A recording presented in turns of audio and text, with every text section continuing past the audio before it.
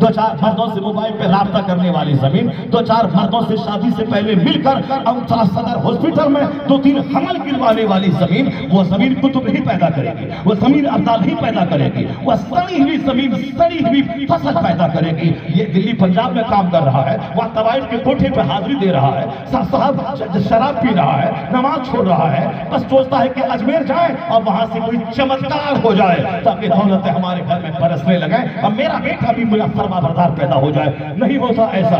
लगा दे आम, चला जा अजमेर, वहां मर जाओगे आम के पेड़ से, वहां सेब नहीं निकलेगा।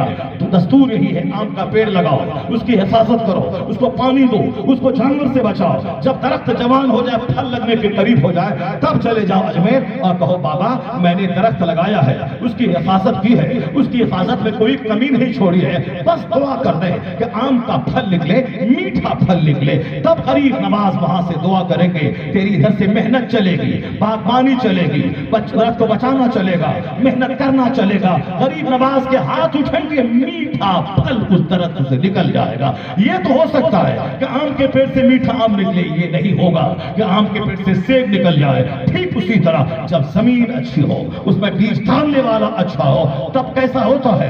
जब माँ थी फातिमा ज़हरा, रात भर सजदा, एक सजदे में सहर, और बाप था दिन भर जिहाद और रात भर सजदा, तब बेटा कैसा पैदा हुआ? बेटा तारीख रचने वाला, शहीदों का सरदार इमाम हसन इमाम हुसैन पैदा हुआ।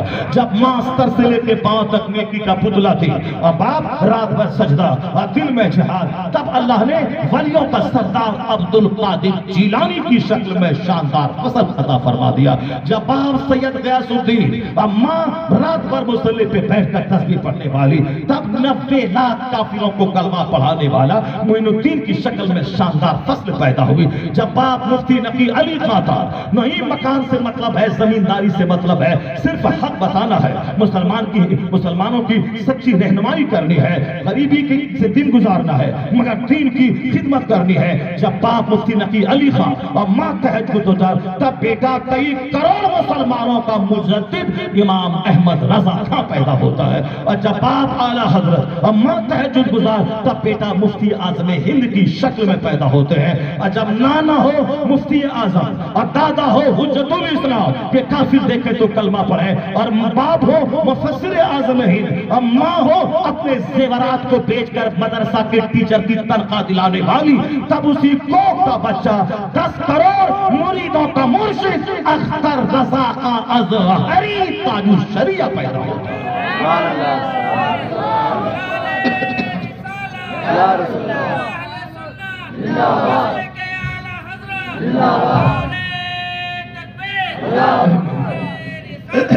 सिर्फ सपना देखने से काम नहीं होता है, सिर्फ ड्रीम सजाने से काम नहीं होता है। दुनिया का सारा काम सिस्टम से होता है।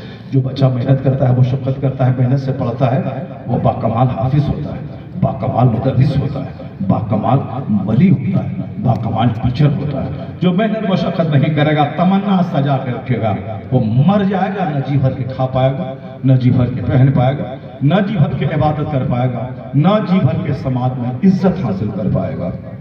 एक लड़का था, जिस लड़के का बाप का इंतकाल हो गया तालिब इल्मी के ज़माने में, वो बुरा बिस्तर समेटा कर मैं घर जा रहा हूँ, मेरी माँ, छोटी छोटी बहन, छोटे छोटे भाई हैं, मेरे अलावा कोई उसकी परवरिश करने वाला नहीं है। पढ़ाई छोड़ के घर जाना चाहता था। टीचर ने कहा, बेटा जाओ, मैं मना नहीं करूँगा, अलबत्ता एक बात मेरी याद रख लेना, अगर तेरा बाप अचानक जवानी में मर गया, तुमने कभी सोचा नहीं था अगर तुम भी कल मर गए तो बता दे कि तेरे घर वालों का खिलाने का इंतजाम कौन करेगा। एक जुमला था, अक्लमंद के लिए एक जुमला काफी होता है। बेवकूफ के सामने 50 घंटे उनके सामने हिकमत की बात बयान कर दे, नहीं समझने वाला।